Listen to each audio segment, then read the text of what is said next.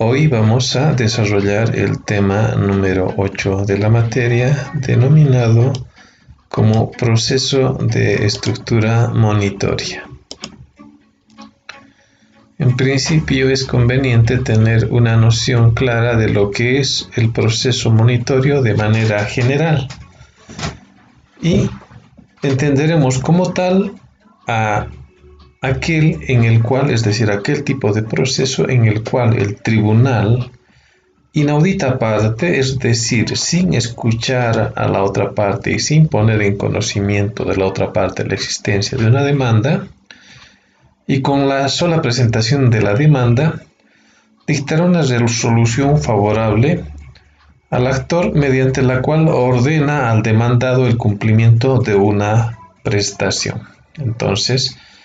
el proceso en primera instancia, en los primeros momentos procesales, se desarrolla con la actividad procesal solamente del actor o demandante, el cual, presentando una demanda debidamente documentada y fundamentada, pues obtendrá un fallo favorable ordenando a la parte demandada el cumplimiento de una determinada prestación. Ahora bien, remitiéndonos ya a lo que la normativa procesal civil de nuestro código pues regula, en el artículo 375 hace referencia a los principios que regulan precisamente este tipo de procesos, ¿no? Es decir, la forma en la cual se debe desarrollar en cierta manera estos actuados iniciales en la tramitación de este proceso monitorio. Pues en todo caso, la demanda de un proceso monitorio deberá ser acompañada con el documento o la documentación que sea demostrativa de la constitución de la fundabilidad de la pretensión, es decir, se deberá acompañar a la demanda el documento que constituye el fundamento de la pretensión que planteamos. El juez al cual se remita los antecedentes del proceso monitorio deberá verificar determinados presupuestos generales para analizar la admisión o no de la demanda monitoria. Habrá que tener en claro que este principio que regula el artículo 375, es decir, estas reglas que se deben revisar y verificar y cumplir, además deben aplicarse a todos los procesos monitorios. Entonces, el juez, señalábamos, verificará pues que la solicitud o demanda corresponda a su competencia, es decir, corresponda resolver al juez que está conociendo la demanda monitoria. Asimismo, deberá verificar que las partes tengan capacidad jurídica, verificará que sean mayores de edad, hábiles por derecho, verificará que la representación, si se tratase de personas jurídicas, esté debidamente acreditada, y también la legitimación, es decir, si los sujetos que intervienen o se mencionan como actor y demandado o demandados en el proceso monitorio, pues son los que debieran intervenir por esa legitimación, es decir, el interés que tienen respecto al objeto del proceso. Verificados estos presupuestos por la autoridad judicial, como habíamos señalado en la noción, pues corresponderá a la autoridad judicial dictar una sentencia inicial, sin que aún sepa o tenga conocimiento la parte adversa. Una vez citada la parte demandada en el proceso monitorio, tendrá el plazo de 10 días para oponer excepciones. En el caso de que citada la parte demandada no interpusiese excepciones, pues la sentencia inicial, como así se denomina en este tipo de procesos, bajo el nuevo régimen procesal civil que tenemos en nuestro país, pues dicha sentencia inicial adquirirá la calidad de cosa juzgada y se procederá a la siguiente etapa, que es la fase de ejecución. Aquí se está generando características o principios que rigen precisamente el desarrollo de los procesos monitorios, es decir, aplicable a todos los procesos monitorios. Por eso es que se habla de principios, es decir, la forma en la que se tramita no embiste en principio la necesidad de participar del demandado, sino ya una vez citado con la demanda y la sentencia inicial, recién interviene la parte demandada. El artículo 376 del Código Procesal Civil identifica los casos en los que procede este tipo de demandas, es decir, los procesos monitorios. Y hace un listado entre las que encontramos pues a los procesos ejecutivos, el proceso de entrega de bien, la entrega de herencia, la resolución de contrato por incumplimiento de la obligación de pago, cese de copropiedad, desalojo bajo el régimen de libre contratación y al final abre la posibilidad de que también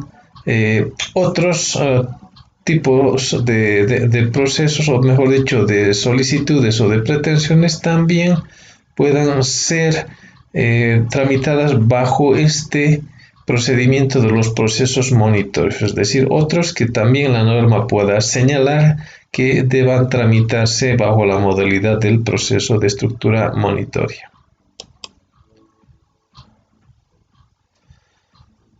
Los requisitos que se deben cumplir según el artículo 377 en la demanda que se interponga bajo un proceso monitorio cualquiera sea de los señalados anteriormente, en los casos que procede, pues se deberá acompañar un documento auténtico o legalizado, pues no nos olvidemos que el proceso monitorio que asume nuestro Código Procesal Civil es el documental, es decir, se necesita acreditar la existencia de una prestación en un documento como regla general, pero veremos que hay algunas excepciones. Precisamente, la excepción a esta obligación de acompañar un documento auténtico o legalizado ante autoridad competente, pues se lo genera o se lo identifica, mejor dicho, en el contrato verbal, pues no todas las relaciones contractuales emergerán de la suscripción de un documento físico, pues en algunos casos hay circunstancias que derivan precisamente de la formación de un contrato mediante la oralidad, es decir, un contrato verbal, ¿no? Que tiene plena vigencia y validez, obviamente, no es un requisito para la existencia de un contrato que éste sea escrito. También el contrato oral o el contrato verbal tiene validez jurídica, pero tiene la dificultad de demostrar los términos y condiciones, inclusive la existencia del mismo contrato, pues no existe algo físico que respalde su acreditación. Entonces, partamos de que, como regla, en el proceso monitorio, la demanda debe estar acompañada con un documento auténtico o legalizado, pero se generan las excepciones en el caso del desalojo bajo el régimen de libre contratación y cuando se trata de la entrega de bien que haya sido formado en cuanto a su relación contractual de manera verbal y no de forma escrita. Entonces, en esos casos habrá que ingresar, como señala así la norma, previamente a la interposición de la demanda, a realizar una etapa preliminar. Es decir, que antes de presentar la demanda en el desalojo bajo el régimen de libre contratación de un bien inmueble o la entrega de bien que son realizados mediante un contrato verbal, primero debe realizarse una etapa preliminar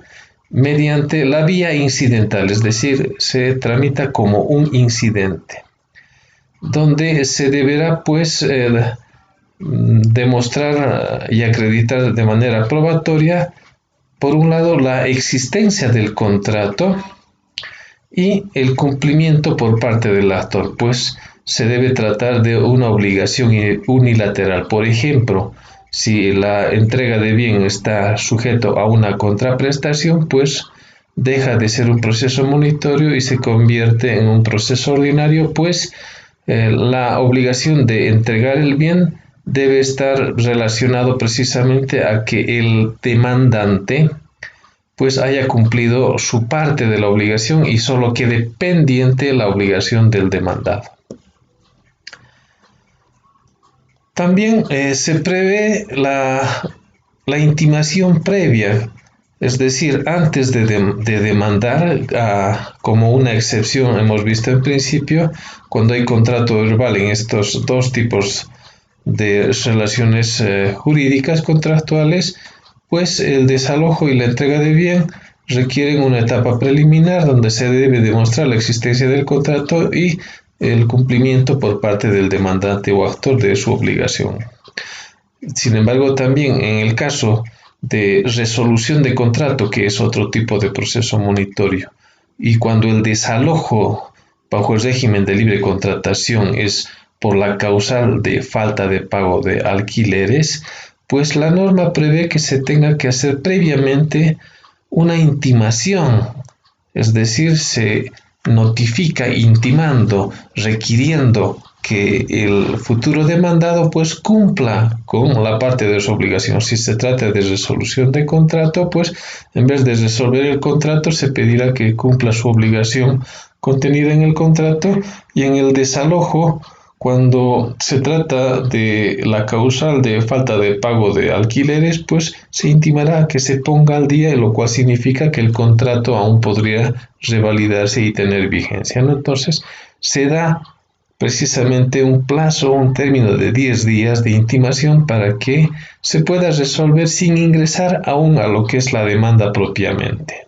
Si no hay respuesta favorable por parte de la futura parte demandada, en este caso el deudor o el obligado, pues recién se habilita el proceso monitorio, con lo que deberá plantearse ya la demanda cumpliendo las formalidades, y también pues se emitirá una sentencia inicial, ¿no? Si es que se cumple con todos los requisitos.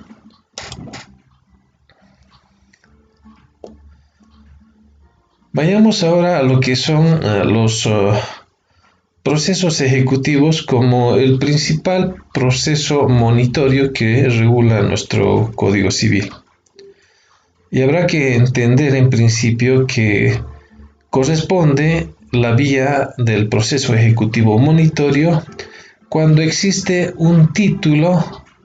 constitutivo de una obligación de pagar una suma líquida y exigible, es decir, se tiene que demostrar documentalmente la existencia de una obligación de un monto determinado y que su cumplimiento o exigibilidad pues ya sea efectiva mediante la vía judicial, ¿no? Es decir, de plazo vencido, y que pueda exigirse el cumplimiento de la misma. Al respecto, los títulos ejecutivos que reconoce nuestro Código Procesal Civil se encuentran detallados en el artículo 379, que vamos a dar una revisión rápida. Entonces, son títulos ejecutivos, según este artículo del Código Procesal Civil,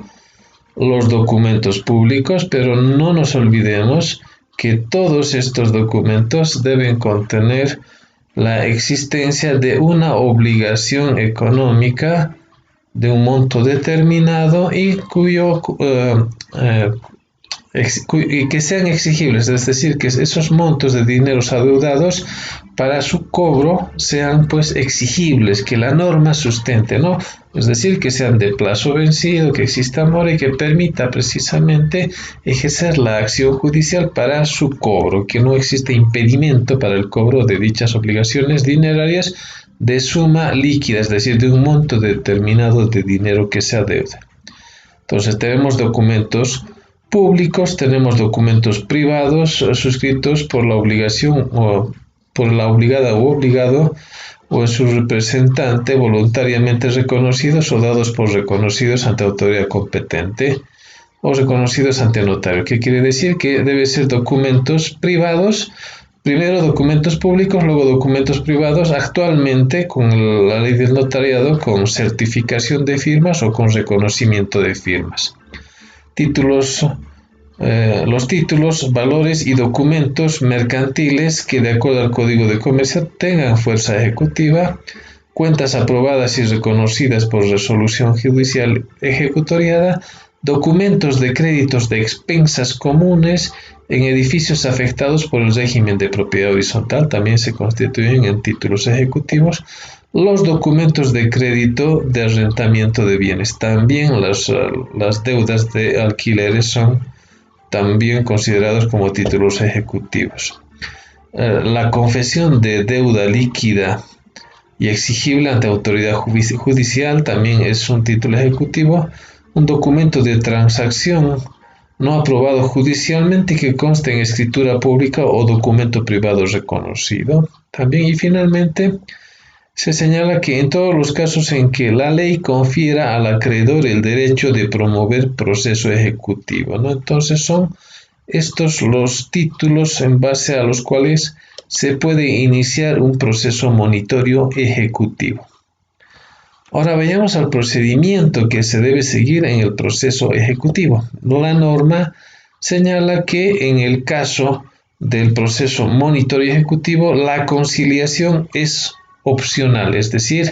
si se quiere se va a la conciliación previa o si se desea de manera directa se presenta la demanda ejecutiva monitoria. Un requisito indispensable es que en dicha demanda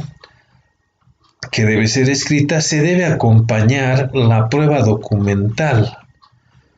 que acredite la existencia de esa obligación de suma de dinero líquida y exigible, es decir, de monto determinado y que sea su cumplimiento o su exigibilidad factible mediante un proceso judicial o una demanda judicial. El juez, cuando se presente la demanda, lo que hará en primer lugar es examinar el título, ese documento, que como hemos visto en el artículo 379 pueden ser diferentes títulos ejecutivos los que pueden propiciar este tipo de demanda. A continuación, bueno, después de examinar el título que inviste precisamente esa característica de contener la exigibilidad de una obligación líquida, pues revisará también si tiene competencia para conocer dicha causa.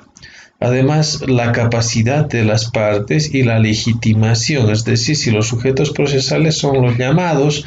a desarrollar sus actividades procesales en dicho proceso o causa.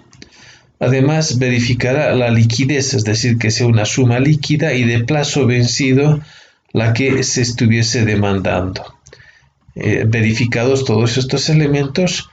y si se acoge a lo que la norma prevé, no hubiese observaciones, dictará una sentencia inicial en la cual dispondrá el embargo de los bienes del deudor.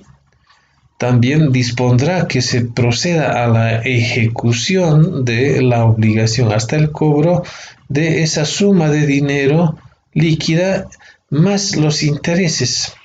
Además, impondrá la sanción de costas y costos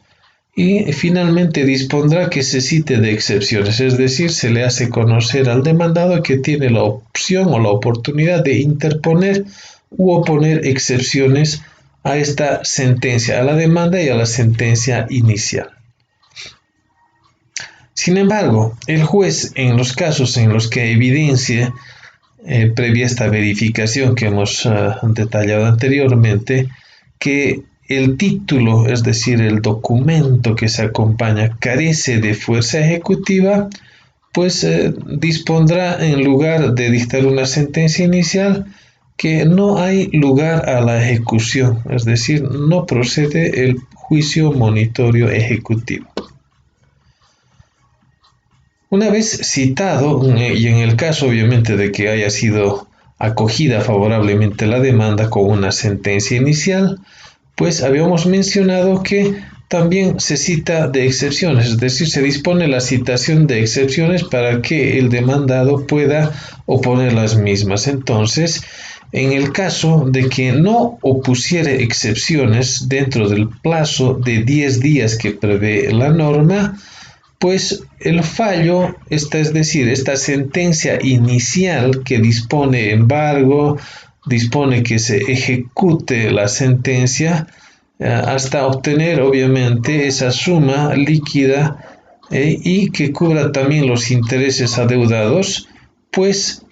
adquirirá ejecutoria y se pasará a la siguiente etapa, que es la ejecución de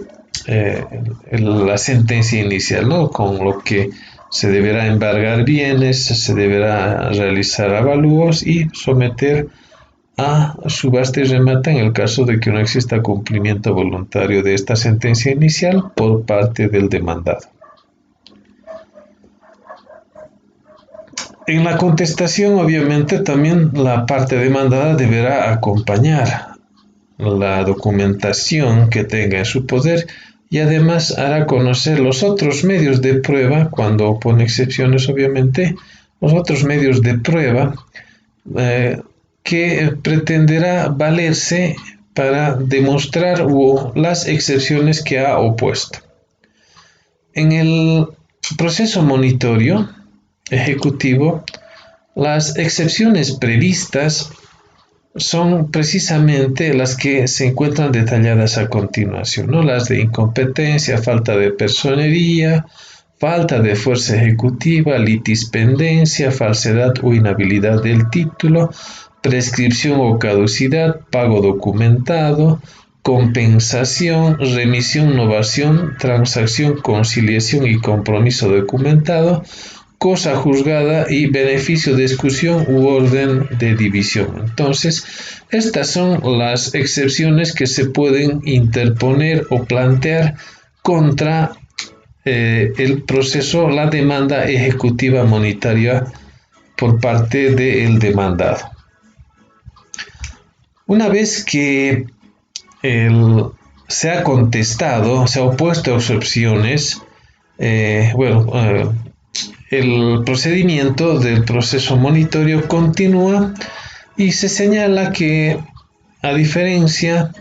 del proceso ordinario, pues se deba realizar en una sola audiencia. No nos olvidemos que en el proceso ordinario existe una audiencia preliminar y una audiencia complementaria. En el proceso monitorio y en el extraordinario, como habíamos visto anteriormente, existe una única audiencia. Y la norma nos remite, en cuanto al procedimiento de esa audiencia única, a la tramitación que recibe la misma en el proceso extraordinario. Y como habíamos visto ya en el tema anterior, los actos que se desarrollan en la audiencia del proceso extraordinario, aplicable también al proceso monitorio ejecutivo, en este caso, en primer lugar, será el desarrollo de esos actos procesales en una sola audiencia, en la cual se promoverá de oficio la conciliación intraprocesal, que está a cargo del juez de la causa. En el caso de que no hubiese acuerdo conciliatorio entre las partes, se procederá a fijar los puntos de debate, ¿no? Los hechos conflictivos que las partes hayan generado en su demanda y en su contestación, ¿no? Esos puntos que a los cuales se ha opuesto el demandado con sus excepciones. A continuación, se diligenciará los medios de prueba, esos medios de prueba que han sido ofrecidos por el demandado a tiempo de oponer las excepciones. Y al final de la audiencia, pues dictará la sentencia sin la necesidad de alegatos. Habíamos mencionado que La sentencia definitiva, es decir, a diferencia de la sentencia inicial que se tramita en audita aparte, a la finalización de la audiencia única en el proceso monetario se dictará una sentencia denominada como definitiva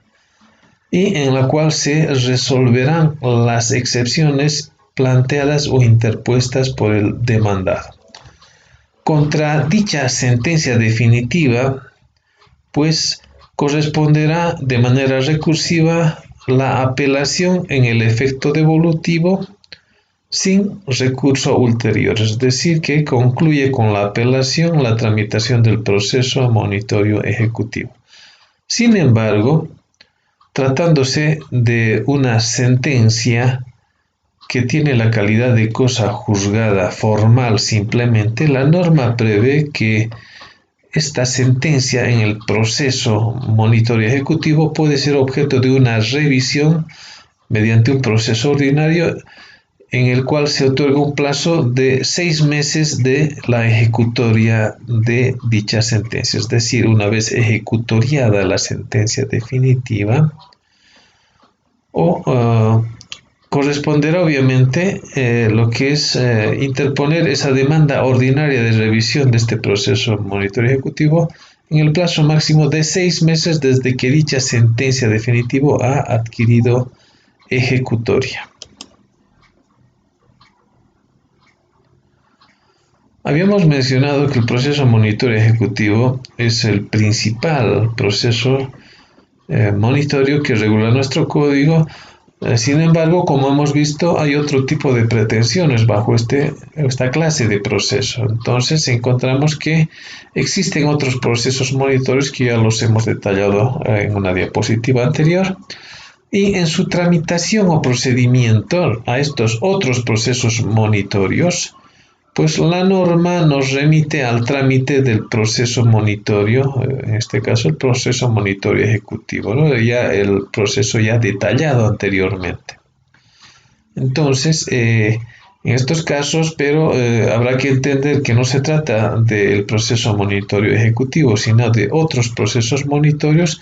en los cuales las excepciones que se prevén son distintas a las del proceso monitorio ejecutivo. El artículo 394, en su parágrafo 2, precisamente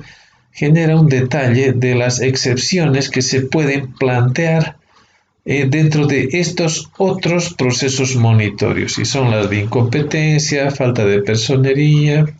falta de legitimación, litispendencia, demanda interpuesta antes del vencimiento del término o cumplimiento de la condición, falsedad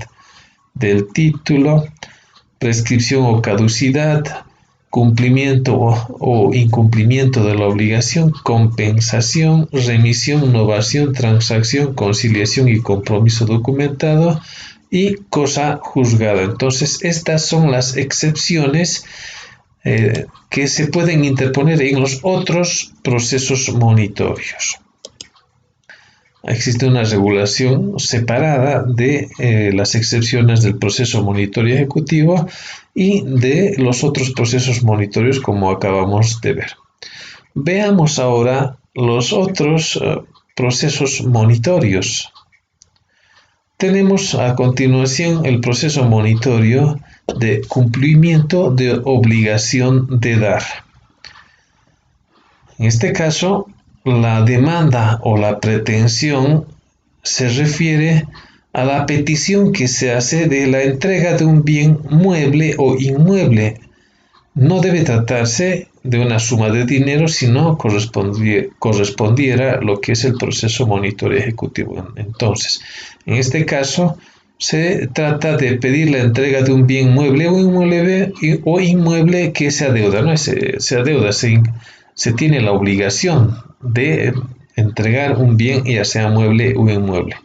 que emerja de una disposición legal. Esa obligación de entregar el bien puede emerger de una previsión de la ley, puede emerger de un testamento, puede emerger de un contrato, o de un acto administrativo, o finalmente de una declaración unilateral de voluntad. Entonces, debe tener este origen, esa obligación de entrega de bien mueble o inmueble para que se acoja a este tipo de proceso monitorio. Y en la sentencia inicial, que como hemos visto es una resolución ya que dispone el cumplimiento de una prestación u obligación, pues en este caso la sentencia inicial en el monitorio de cumplimiento de obligación de dar, pues dispondrá la entrega del bien o bienes que sean individualizados, bajo combinatoria de expedirse un mandamiento de desapoderamiento. Otro proceso monitorio es el de entrega de herencia. La demanda dentro de este proceso monitorio está destinada a pedir la entrega de aquellos bienes que pertenecen a la herencia y sus causavientes sean los que soliciten precisamente la entrega de esos bienes hereditarios, cuando exista un tercero que obstaculiza la posesión de dichos bienes sucesorios sin haber acreditado derecho alguno, ¿no? Entonces, eso es lo que se pretende o lo que se busca mediante el proceso monitorio de entrega de herencia, ¿no? Vinculado a lo que es la sucesión hereditaria, cuando existen bienes de la sucesión hereditaria en poder de terceros que perjudican lo que es la posesión de dichos bienes por parte de los sucesores o herederos.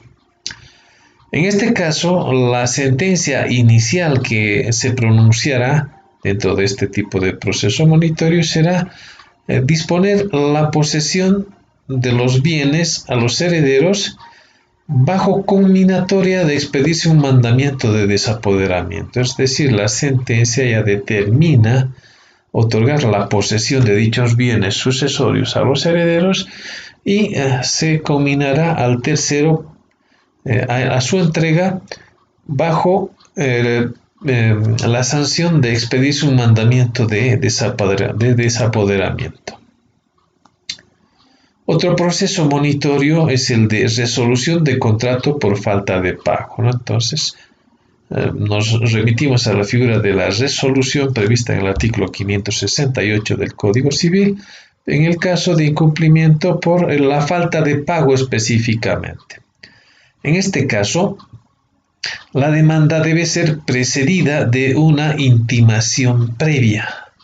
es decir, antes de presentar la demanda monitoria de resolución de contrato por falta de pago, se hace una intimación de pago, es decir, se conmina, se intima, es decir, se requiere que el futuro demandado, pues, dentro del plazo de 10 días, cumpla con esta obligación de pago que tiene en base a un documento que se haya acompañado y que acredite precisamente la existencia de esa obligación de pago, ¿no? de una relación contractual. En el caso de que no existiese el pago de dicha obligación en base a dicho requerimiento o intimación previa, pues se planteará la demanda en la cual se pide la resolución del contrato por falta de cumplimiento de la obligación de pago. Sin embargo, en este caso, a ver si se trata de un contrato, normalmente ocurre que las dos partes contractuales tienen obligaciones recíprocas, es decir, el uno, por decir, a entregar determinadas mercaderías y el otro, pues, al pago de esa suma de dinero adeudada. Entonces, habrá que demostrar por parte del demandante que éste ha cumplido con su obligación contractual, ¿no? Para que haga viable el proceso monitorio. En este caso, la sentencia inicial pronunciada en el proceso monitorio de resolución de contrato por falta de pago, pues determinará que el contrato se resuelva, es decir, quede resuelto, y la extinción del contrato como tal, ¿no? Los efectos contractuales, más el pago de daños y perjuicios en beneficio del demandado. Se determina entonces la resolución y el pago de los daños y perjuicios que ha provocado en el demandado. Otro proceso monitorio previsto en nuestro Código Procesal Civil es el de el cese de la copropiedad, es decir, cuando existen varios propietarios o existen copropietarios de un bien en común. En este caso, la demanda apunta a solicitar o pedir el cese de esa situación de copropiedad común o sin indivisión forzosa, es decir, la propiedad en común que exista sobre bienes, pero necesariamente que tengan un origen contractual, es decir, que esa copropiedad e indivisión forzosa pues emerja de un contrato, no así de una sucesión que podría ser otra situación en la cual se da la copropiedad. Cuando exista, además, señala la norma, imposibilidad de una cómoda división, es decir, debe haber bienes que no pueden ser divididos entre sus copropietarios de manera cómoda. Y se someterá, obviamente, ante tal indivisión a la venta pública en subasta, ¿no? Una subasta pública, es decir, a un remate de dicho bien para distribuir su valor entre los copropietarios. En este tipo de proceso monitorio, la sentencia inicial determinará el cese de copropiedad y asimismo la subasta del bien o bienes cuya división se haya planteado mediante este tipo de proceso monitorio. También tenemos al desalojo bajo el régimen de libre contratación bajo este tipo de procesos monitorios. Recordarán que el desalojo de vivienda se tramita en el proceso denominado como extraordinario y el de régimen de libre contratación, es decir, la contratación, por ejemplo, de arrendamiento de locales comerciales, tiendas, oficinas, depósitos, etcétera, donde los mismos no sean destinados a vivienda, pues corresponde en el proceso denominado como monitorio. La demanda en este caso va dirigida o tiende a obtener el desalojo de inmuebles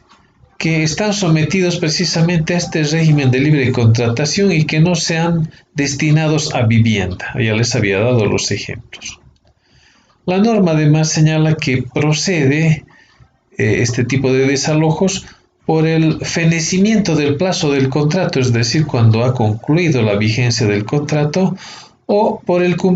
incumplimiento de las obligaciones que emergen de dicho contrato, puede ser la falta de pago y otros, ¿no?, que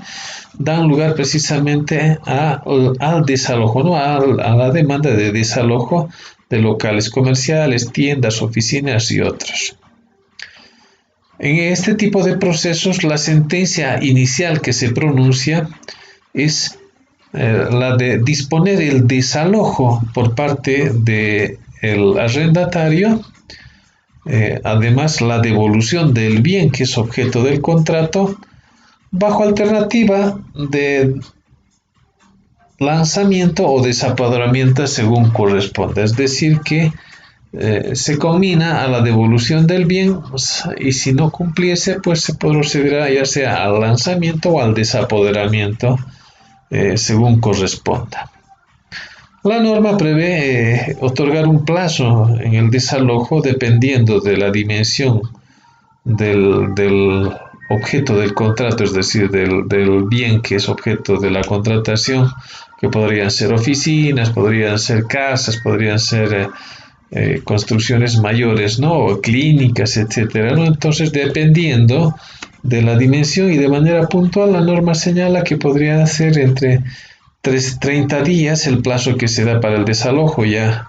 es decir, para la entrega, ¿no?, el desalojo y la entrega del bien inmueble, podrán ser 60 y hasta 90, conforme así lo señala el Código Procesal Civil. Esto en cuanto a los plazos que se da en el monitorio de desalojo bajo el régimen de libre contratación. En los otros casos, es decir, en los otros procesos monitorios, los plazos para la ejecución, es decir, el plazo que la autoridad judicial concede para que se ejecute la sentencia o la orden que ha emanado de la misma, pues variará y dependerá o se remitirá en realidad en cuanto a los plazos, a lo que prevé el parágrafo 3 del artículo 399 del Código Procesal Civil, que señala, en primer lugar, que si no hubiese un plazo fijado, es decir, si la autoridad judicial no hubiese señalado un plazo para, por ejemplo, realizar eh, el desalojo, no, bueno, no el desalojo, sino, remitiéndonos a los antecedentes, a la entrega de herencia, por ejemplo, o la entrega de bien que hemos visto hace un momento, pues sucede que deberá ejecutarse el mismo en tercero día. Entonces, hay dos opciones. El juez, por ejemplo, puede determinar un plazo para la entrega de un bien hereditario, y en el caso de que no señalase, pues deberá ser en tercero día que debe ejecutarse la entrega de bien o de la herencia, como habíamos visto, como ejemplos que estamos manejando. Sin embargo, en algunos casos, dada su complejidad,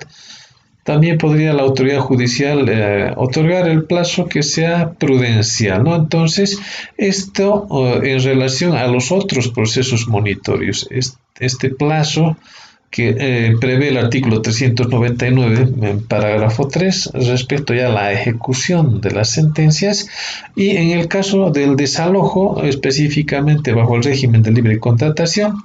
establece plazos de 30, 60 y 90 días dependiendo de la dimensión o el tamaño que tenga el bien inmueble que sea objeto de desalojo y entrega por parte del arrendatario. Con lo que daríamos por concluido el tema en cuestión.